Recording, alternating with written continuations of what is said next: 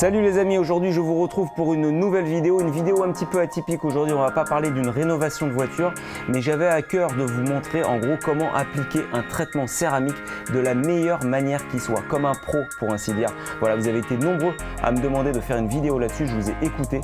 Je vais donc vous montrer dans cette vidéo comment faire pour appliquer un traitement, toutes les phases de préparation, ensuite l'application, les choses à faire, à ne pas faire, les précautions à prendre surtout pour appliquer ce traitement qui est quand même un des traitements les plus compliqués à poser. Allez, on est parti. Alors la première étape après un pré-lavage, lavage de la carrosserie, c'est ce que je viens de faire sur ma voiture, c'est la décontamination les amis. Ça c'est primordial. N'oubliez surtout pas cette étape. On va pas développer, mais honnêtement, la décontamination c'est une étape vraiment importante pour la préparation du véhicule avant la pose du traitement céramique. Donc on va décontaminer l'élément pour éviter d'avoir en fait de la contamination de surface. Ça peut être quoi la contamination de surface? Ça peut être le goudron, ça peut être le gras routier en fait qui vient se coller sur les parties basses et qui n'arrive pas à partir avec le pré-lavage, le lavage. Ça peut être sur les parties hautes, les parties horizontales, des retombées polluantes diverses, ça peut être du miella, de la sève, voilà. Tout ça, de toute façon, la décontamination va vous permettre d'avoir un état de surface au niveau de votre vernis impeccable. Ça se fait à l'aide donc d'une clé. Donc c'est une espèce de petite gomme comme celle-ci, donc c'est une barre d'argile et vous utilisez ensuite un lubrifiant clé. Tout simplement. Donc c'est un produit, on va dire, qui contient énormément d'agents lubrifiants et qui va vous permettre de pouvoir faciliter le passage de votre clé sur la carrosserie. Donc vous vaporisez votre lubrifiant clé directement sur l'élément comme ceci, généreusement. Ensuite sur votre clé et vous travaillez en mouvement croisé. Donc vous commencez par exemple du haut vers le bas comme ceci et ensuite vous croisez de manière à vraiment chasser tous les contaminants que vous pouvez avoir sur votre carrosserie. Et Dieu sait que même sur un véhicule qui est régulièrement entretenu, vous allez en avoir. Donc opération vraiment cruciale.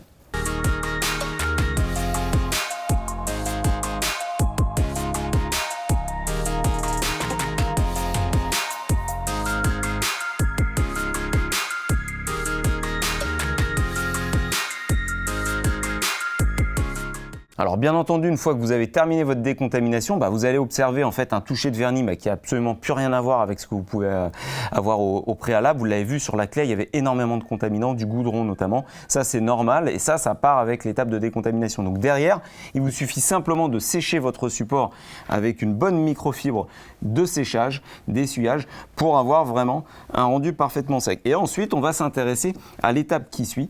Donc l'étape qui suit qui va être donc le polissage. Là, sur la partie polissage, le but, vous voyez, c'est ma voiture, vous la connaissez hein, pour la majorité d'entre vous. Elle est régulièrement entretenue, donc je n'ai pas forcément besoin de polir très fort. Je vais vouloir simplement retirer le fin voile de micro-rayures et surtout avoir un état de surface absolument parfait. Donc, qu'est-ce que je vais utiliser? Je vais utiliser simplement un polish intensif, donc un medium cut, avec pareil, un pad médium sur une polisseuse, donc de manière à avoir une préparation absolument nickel. Alors bien entendu, donc dans la partie polissage, veillez encore une fois à masquer les zones sensibles. Là, en l'occurrence, les joints, les parties plastiques, avant votre polissage, faites-le. Ça évitera de les blanchir par la suite.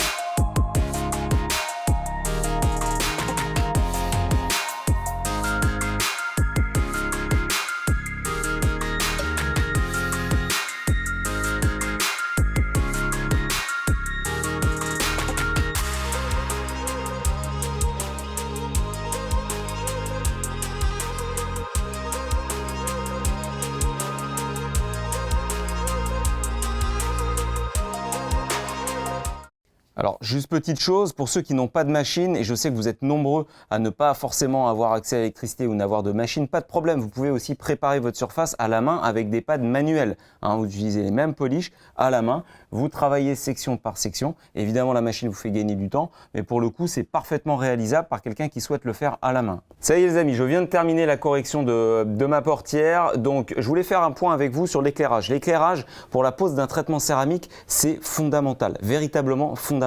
Si vous n'êtes pas bien éclairé, vous n'arriverez pas à poser un traitement céramique et surtout à l'essuyer dans de bonnes conditions. Vous aurez des traces partout, vous ne pourrez pas valider votre essuyage de finition.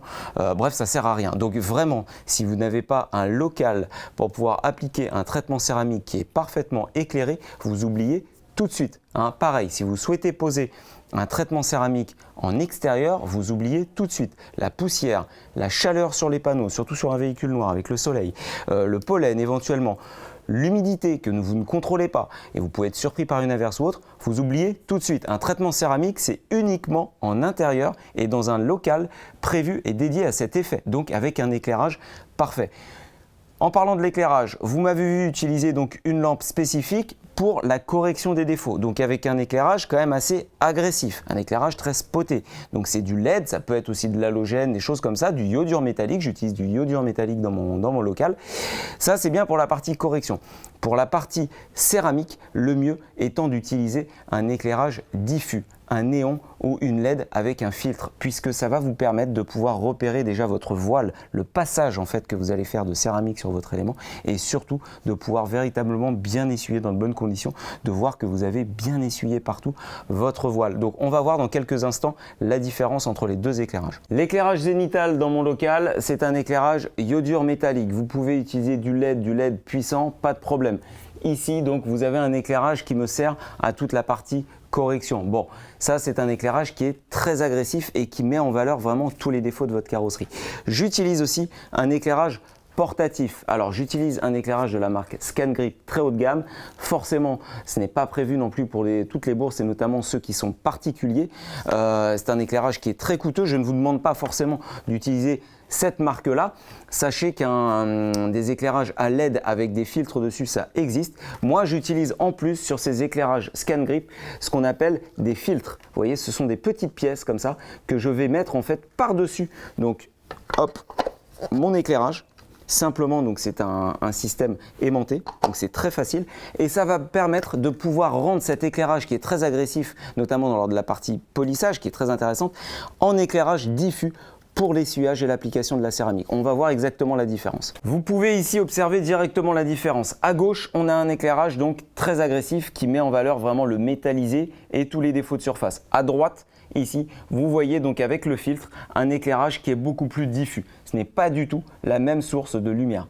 Voilà, donc cet éclairage-là est véritablement à privilégier lorsque vous voulez appliquer un traitement céramique. Et un autre élément qui est important dans la pose d'un traitement céramique, c'est la température de pose. La température doit être comprise au minimum 10-15 degrés et au maximum 25-30 degrés. Si je donne 10, 15, 25, 30, c'est que selon les marques de traitement, vous avez une amplitude plus ou moins grande.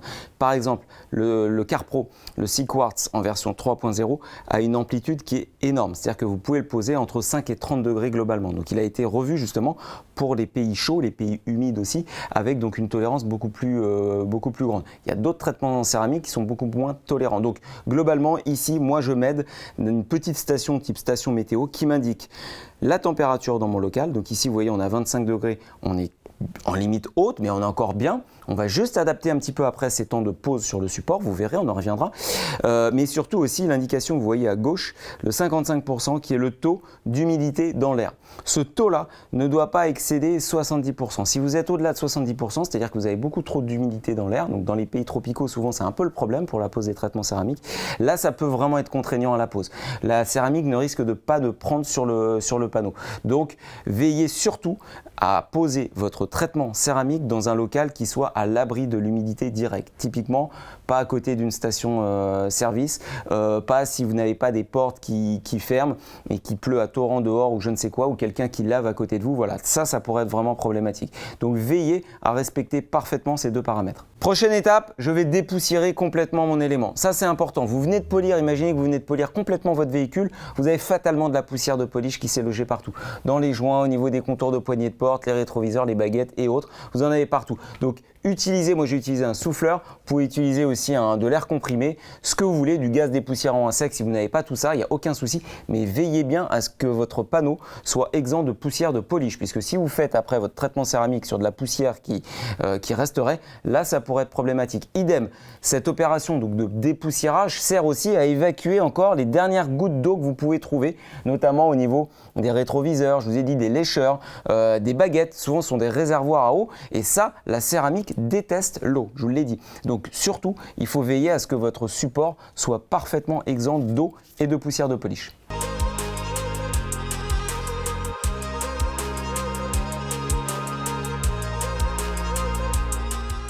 Allez, on en vient maintenant les amis à l'étape dégraissage, étape indispensable dans l'application d'un traitement céramique, que ce soit sur un véhicule neuf, un véhicule d'occasion, surtout quand vous venez de polir, vous avez des huiles dans les polish et autres, ou à minima vous avez juste décontaminé votre véhicule, vous avez des agents brillants, des choses comme ça, il faut dégraisser votre véhicule. Il faut qu'un traitement céramique soit posé sur une base parfaitement dégraissée, la plus sèche possible. Donc qu'est-ce qu'on utilise? Eh bien tout simplement une solution à base d'alcool isopropylique. Il y a des solutions qui existent dans le commerce qui sont déjà toutes faites, prêtes à l'emploi. Les grands fabricants de céramique comme Carpro, Gaillon, Fictech et autres utilisent déjà des produits, plutôt commercialisent des produits prêts à l'emploi. Sinon, vous pouvez très bien vous procurer de l'alcool isopropylique, ça se trouve en pharmacie, il n'y a aucun problème, et vous le diluez un petit peu avec de l'eau déminéralisée et ça vous fera votre solution de dégraissage pour vos supports à utiliser sur toutes les parties où vous allez poser votre traitement céramique. Donc carrosserie, ça peut être les jantes, ça peut être les vitres, ça peut être les plastiques. Utilisez-le absolument partout et utilisez-le généreusement. N'hésitez pas, il faut vraiment que votre support soit parfaitement dégraissé. Vous l'utilisez bien sûr avec une ou deux microfibres. Idéalement, la première vous servira quand même à pouvoir étaler votre dégraissant sur la surface et derrière une seconde à vraiment essuyer parfaitement votre support.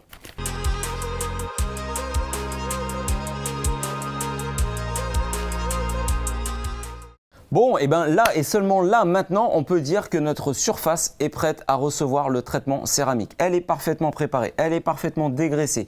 On connaît notre température, on connaît notre hygrométrie, on est bien. Maintenant, on va s'équiper pour poser le traitement céramique. Donc on va parler de ce qu'on appelle les EPI, les équipements de protection individuelle. Ça va passer par les gants de protection, bien sûr, un masque de protection qui va pouvoir véritablement filtrer tous les solvants, toutes les matières premières que compose en fait le traitement céramique. Vous allez voir que c'est quelque chose qui est très chimique et très nocif. Donc surtout équipez-vous d'un bon masque filtrant. On va voir dans quelques instants le masque que moi j'utilise. Et puis avant tout, je vais quand même vous parler un petit peu du traitement céramique. Alors on va pas faire un développement de ce qu'est un traitement céramique. Je vais juste vous dire qu'en gros, il y a à peu près deux familles de traitements céramiques. Il y a celles qui sont chimiques et celles qui sont physiques. Pourquoi il y a deux familles? Puisque je vais vous montrer donc des petits applicateurs que j'ai gardés en démonstration pour montrer un petit peu la différence entre les deux. Et vous allez le voir, c'est notable. Vous voyez ici sur deux applicateurs microfibres, on va voir exactement à quoi ça correspond dans quelques instants, mais je veux vraiment vous le montrer là pour que vous compreniez. Deux types de céramique qui ont été appliqués. Ça sont des vieux applicateurs que j'avais utilisés sur des anciens véhicules. Ici, le blanc, regardez. Il est parfaitement devenu cartonné, alors qu'à la base, il était très très souple, un petit peu comme de l'Alcantara. Là, il est devenu cartonné. Ici, il s'agit d'une céramique chimique. Ensuite, vous avez ici une petite suiline ici qui est restée parfaitement souple. Ici, il s'agit d'une céramique physique. Donc n'hésitez pas à regarder un petit peu les différences sur internet, sur les différentes céramiques. Ça vous permettra de voir un petit peu les différences au niveau du flash, c'est-à-dire quand est-ce que vous allez devoir l'essuyer. Qu'est-ce qu'est le flash aussi pour cette céramique? On va voir dans quelques instants aussi à quoi ça correspond. Les précautions à prendre quand vous allez rouvrir le goulot, si ça a cristallisé ou non. Voilà, donc ne soyez pas perdus, sachez juste qu'il y a plusieurs familles, c'est parfaitement normal. Vous voyez souvent dans certains kits, notamment les kits très très haut de gamme, donc vous avez la céramique, vous avez l'applicateur, les suédines, les microfibres d'essuyage et vous avez souvent aussi un masque de protection qui est fourni. Alors c'est bien, mais très honnêtement, ce n'est pas suffisant. Ce n'est pas ce type de masque qui va permettre de pouvoir filtrer efficacement tout ce que contient un traitement céramique. Moi, ce que j'utilise et ce que je vous recommande quand vous allez commencer à appliquer des traitements céramiques très régulièrement, d'une manière vraiment professionnelle, c'est ce type de masque, avec des charbons qui se changent très régulièrement. Donc ça, ce sont des masques qui sont véritablement filtrants. Donc ça, c'est vraiment indispensable puisque vous allez voir à l'ouverture d'une fiole de céramique, quelque chose qui est très fort et qui peut même gêner et provoquer quelques gênes après respiratoires. Vous allez vous sentir un petit peu incommodé, c'est parfaitement normal.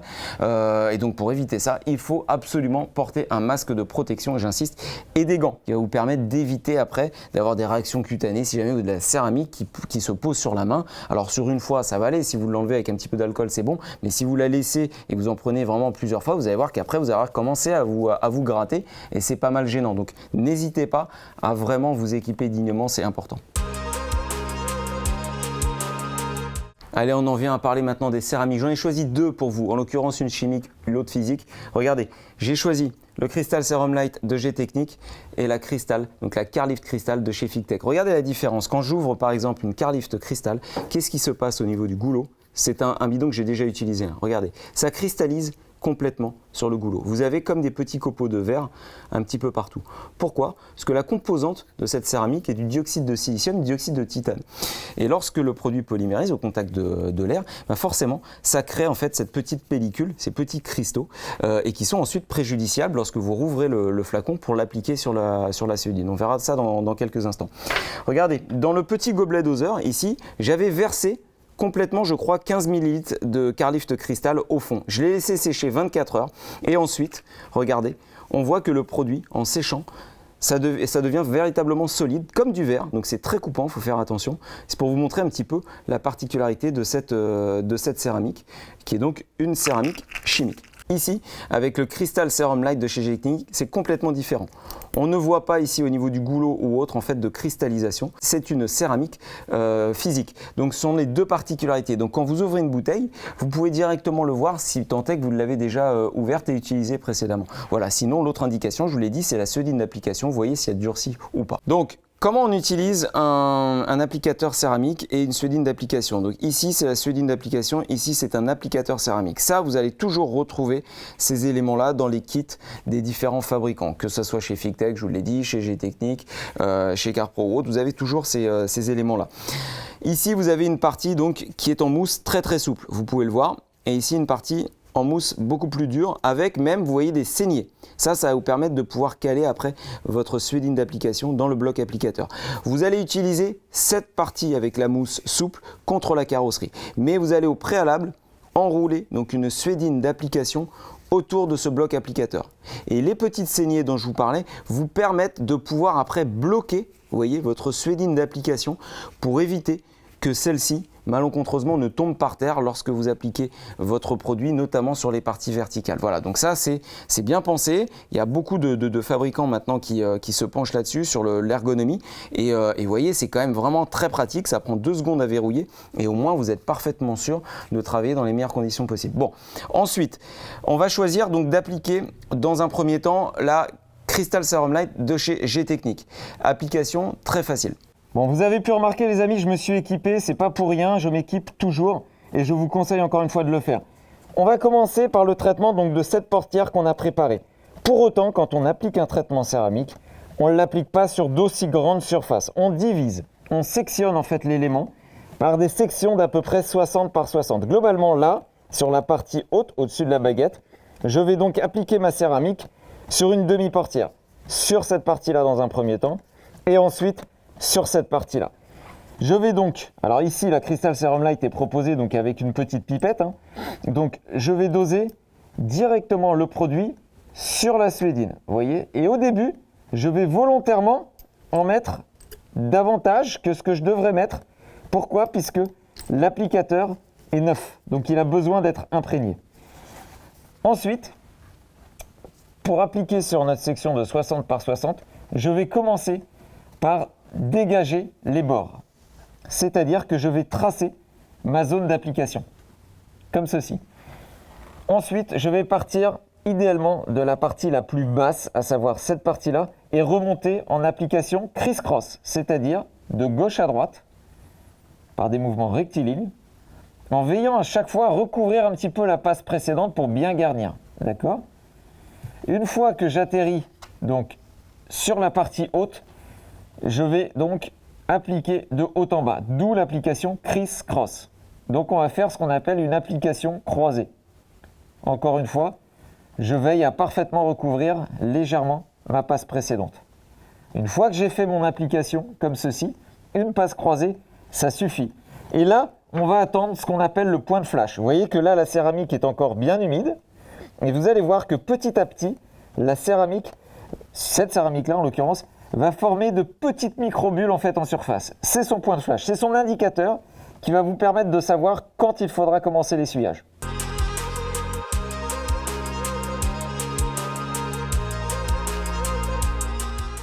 Vous voyez ici, on commence à voir ces microbules en fait en surface. Donc là en plus avec cet éclairage là on le voit parfaitement. Donc ça c'est le signe qu'il faut commencer à essuyer. Donc le premier essuyage se fera avec une microfibre double face, avec donc un côté poil long, comme ceci, et l'autre côté poil court. Vous voyez, ça change complètement. Veillez bien sur les microfibres neuves à enlever à chaque fois l'étiquette, c'est important. Donc vous commencerez votre essuyage côté poil long, comme ceci, et vous ferez votre second essuyage côté poil court. L'essuyage, les amis, c'est extrêmement important. Vous allez commencer donc avec assez peu de pression en surface. Donc vous voyez que cette céramique en plus s'essuie quand même relativement bien. Donc c'est très agréable.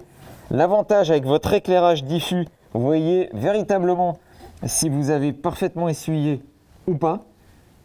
Et l'essuyage, quand vous êtes sur un élément, l'astuce, c'est d'essuyer de l'extérieur vers l'intérieur pour éviter ce qu'on appelle les débours de céramique sur les éléments que vous aurez potentiellement déjà pu traiter.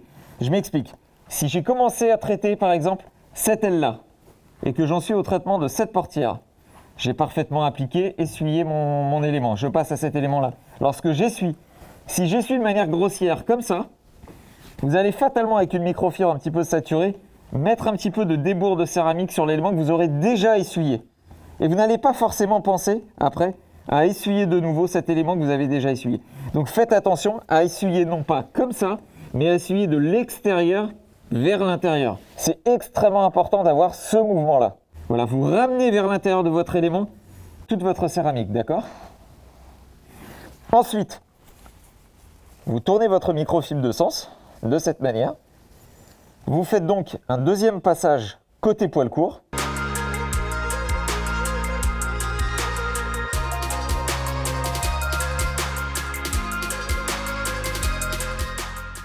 Et là, je peux vous dire qu'on sent directement la différence au passage de la microfibre avec la céramique. On sent que c'est beaucoup plus soft au toucher, donc c'est aussi un indicateur. Et enfin, pour être parfaitement sûr d'avoir un essuyage 100%, pour supprimer le dernier voile de vapeur de céramique, on utilise à chaque fois une microfibre en suédine.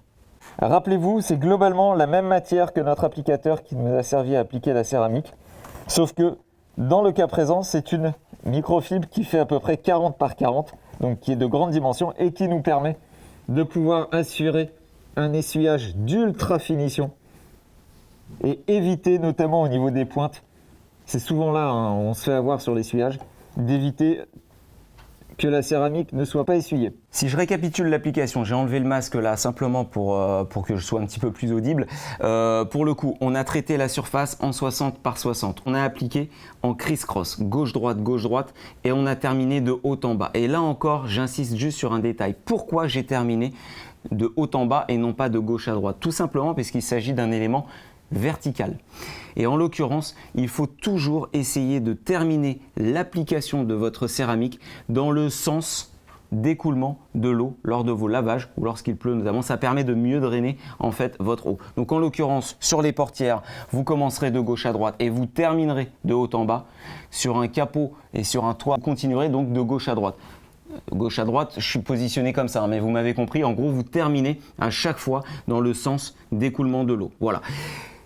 Dernier détail, et je vous le dis, veillez à chaque fois à faire particulièrement attention aux extrémités, là où vous avez appliqué la céramique. C'est là où vous pouvez vous faire avoir sur l'essuyage. Toujours. Partie centrale, vous serez passé 2-3 fois, aucun problème. Les extrémités, c'est toujours là où vous faites avoir.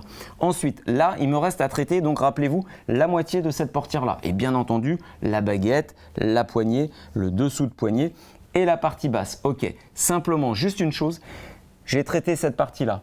Là, je m'apprête à faire la partie gauche. Ce qu'il ne faut pas faire, c'est en gros traiter un petit peu à l'aveugle cette partie-là, puisqu'il y a un risque que vous ne raccordiez pas parfaitement les deux parties. Donc, n'hésitez pas à être un petit peu plus large sur votre application pour en gros être parfaitement sûr de recouvrir votre passe précédente. Vous n'aurez pas de risque ou quoi que ce soit. Le risque, c'est justement si vous avez non pas ce chevauchement-là, mais vous avez un écart, que vous ayez une certaine différence. Puisque la céramique, oui, a tendance quand même à foncer un petit peu la teinte. Donc vous risquez de voir sinon une différence. Autre chose, lorsqu'il s'agit d'éléments de grande taille, comme un capot, un toit, des choses comme ça, si vous devez le sectionner, et vous devez le sectionner en plusieurs parties, 6, 8 ou peut-être même 10 parties, je ne sais pas, derrière, ce qu'il ne faut pas faire, c'est traiter simplement la moitié du capot, partir sur le reste du véhicule, faire le tour et traiter l'autre moitié à la toute fin. Surtout pas. Lorsque vous engagez un travail de traitement céramique sur un demi-élément, vous le terminez complètement. D'accord ?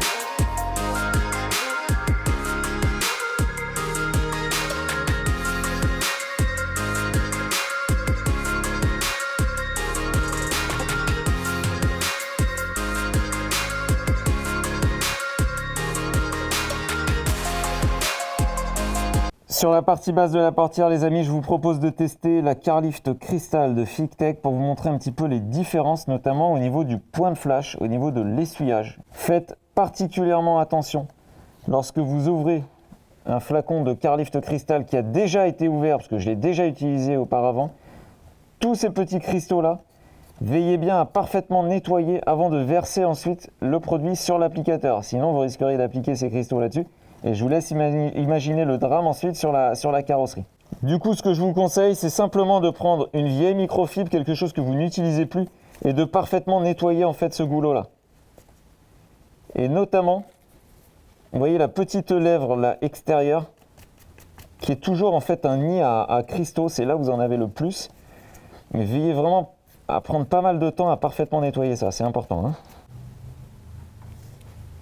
Ensuite, même topo, on va appliquer généreusement le produit sur l'applicateur. Si vous voyez encore quelques fins cristaux, n'hésitez pas à mettre des petites pichenettes comme ça pour les évacuer en surface. Et ensuite, même application, on commence sur un bord. Application en criss-cross. Gauche-droite, on remonte. Une fois qu'on a tracé, on redescend. Parce qu'on est toujours sur la portière, élément vertical, on termine de manière verticale. S'il vous reste un petit peu de produit, appliquez-le notamment sur la baguette. Et là, vous allez voir que le point de flash n'est plus ces espèces de petites gouttelettes qu'on pouvait voir avec la G-Technique. Là, il s'agit d'un espèce de voile d'essence. Alors, c'est quand même très difficile à voir la caméra, mais je peux vous garantir qu'en live, avec les lumières que j'ai, on le voit parfaitement. Donc dès que vous voyez apparaître ce voile d'essence qu'on appelle l'effet rainbow, c'est l'indicateur pour vous qu'il est temps d'essuyer. Donc globalement, ça peut intervenir quasiment instantanément quand il fait assez chaud, et en l'occurrence là il fait assez chaud. Donc globalement, en 10-15 secondes de temps de pause, vous essuyez. Et ça peut prendre jusqu'à 1 minute par température beaucoup plus fraîche.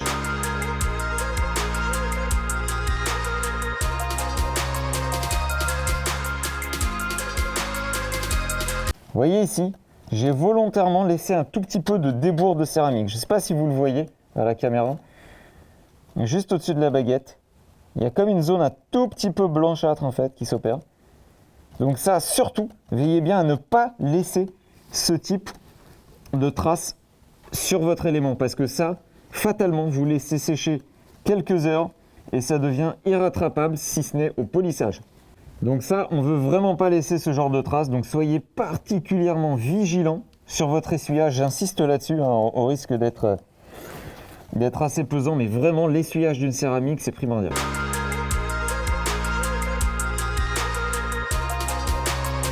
Je viens de terminer ma portière les amis, je fais une petite pause, il fait chaud sous le masque, donc du coup je voulais faire un petit récap. Rappelez-vous donc les règles essentielles lorsque vous posez la céramique. Application criss-cross, gauche, droite, haut, bas sur un élément vertical.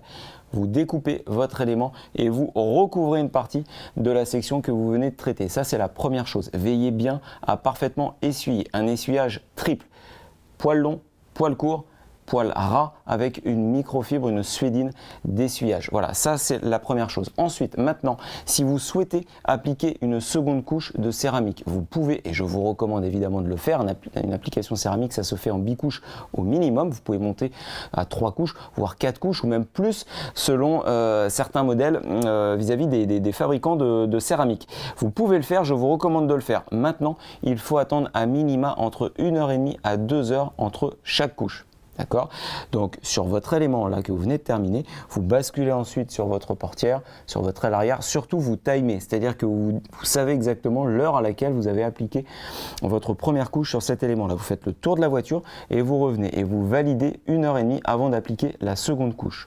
En revanche, derrière, si vous souhaitez accélérer encore les temps de séchage, c'est faisable, mais il faut s'équiper de matériel professionnel, en l'occurrence des lampes à séchage infrarouge, sont le même type de lampe qu'on utilise en carrosserie peinture.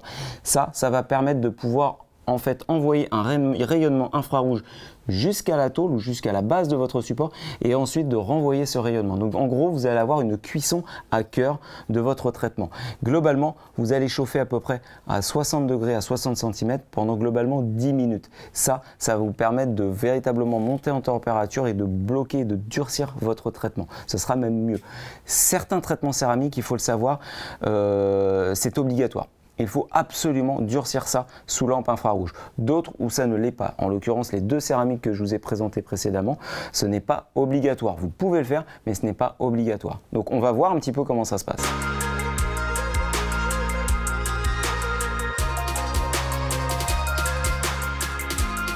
Là, globalement, on va utiliser une lampe de séchage par infrarouge professionnelle. Là, j'ai énormément de chauffe, donc j'ai 6 panneaux. Il en existe à 3 panneaux, 2 panneaux, un seul panneau. Là, ça me permet de gagner du temps lorsque je veux traiter quasiment un latéral complet. Je vais donc régler ma lampe infrarouge sur une chauffe à 60 degrés pendant à peu près 10 minutes. Et je vais le mettre en rayonnement intermittent et non pas en rayonnement constant pour non pas créer non plus une surchauffe. Donc je vais allumer mon panneau, je vais le régler donc sur une température de 60 degrés pendant 10 minutes et je vais le mettre en programme pulse qui va me permettre de pouvoir donc créer un rayonnement comme vous pouvez le voir ici. Un rayonnement pour le coup qui est intermittent. Alors là, je vous garantis que j'en prends plein la tête. C'est extrêmement chaud, mais c'est parfaitement normal. Et pendant 10 minutes, mon traitement céramique va cuire, va durcir. Et ça, l'avantage de pouvoir traiter avec une lampe infrarouge, c'est quoi? C'est que derrière, dans les faits, vous pouvez directement enchaîner votre seconde couche. Vous n'avez pas besoin d'attendre 1h30 à 2 heures. Ce qui est un gros plus lorsque vous passez un tricouche ou un quadricouche sur un véhicule, vous gagnez énormément en temps de pause.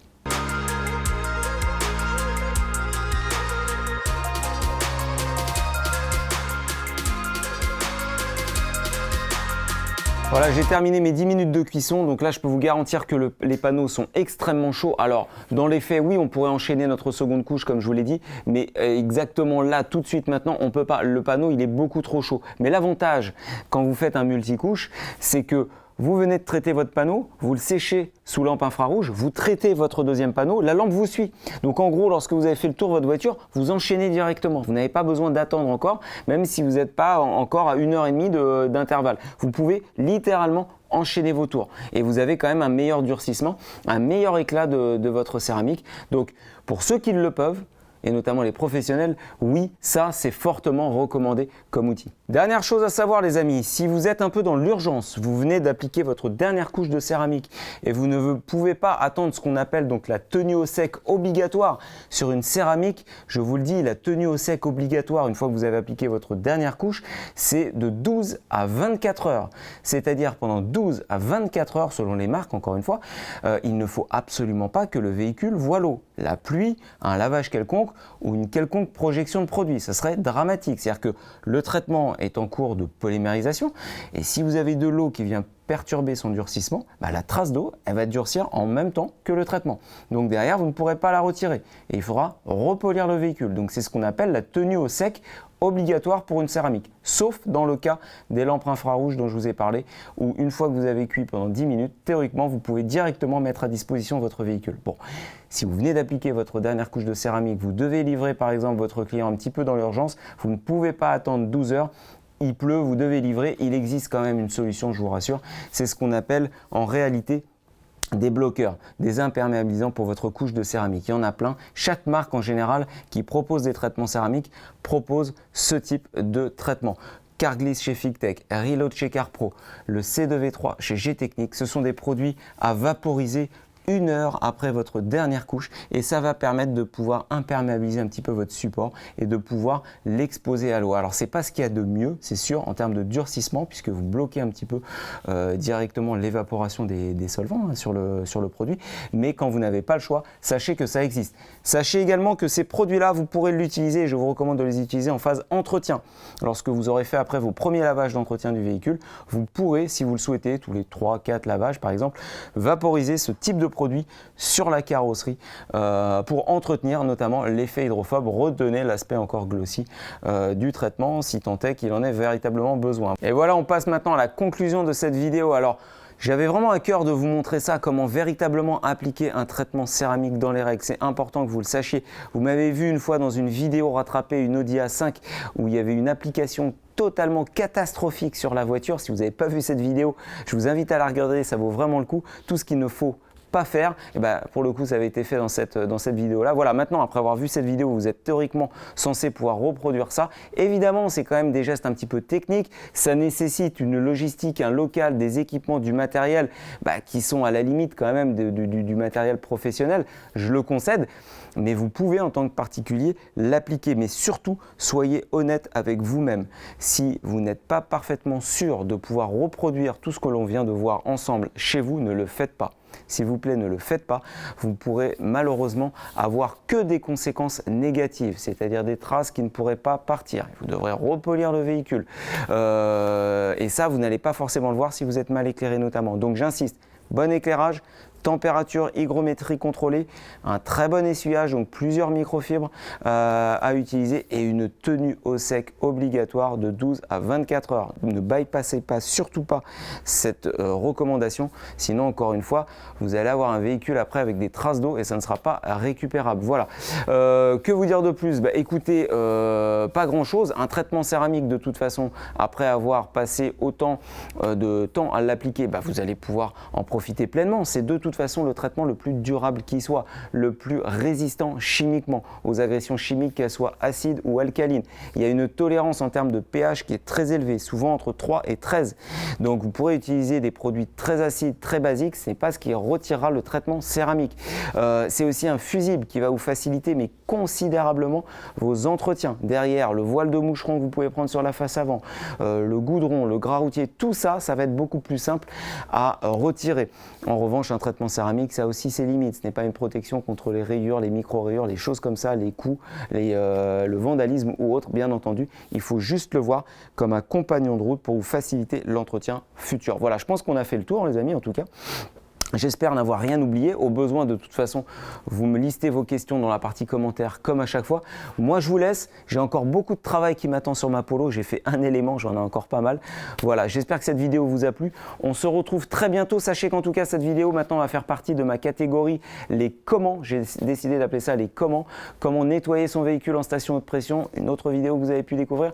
Comment nettoyer et protéger son cuir efficacement. Encore une autre vidéo que j'avais décidé de faire pour vous. Et bien là, comment protéger son véhicule en céramique comme un professionnel. Voilà, vous allez pouvoir le découvrir maintenant sur ma chaîne. N'hésitez pas en tout cas à me dire si ça vous a plu. On se retrouve très vite sur de nouveaux projets. Salut les amis, ciao.